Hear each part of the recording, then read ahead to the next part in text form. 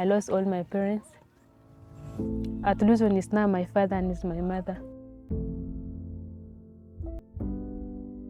It has been so amazing working with communities like Bidibidi, communities affected by crisis, and seeing the power of art in bringing the communities together, restoring hope, and helping them to heal from the past trauma.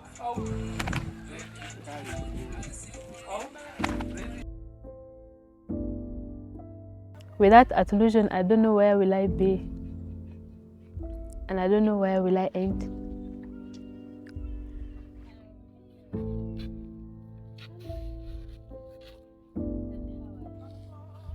Artolution is our home, and we are family forever.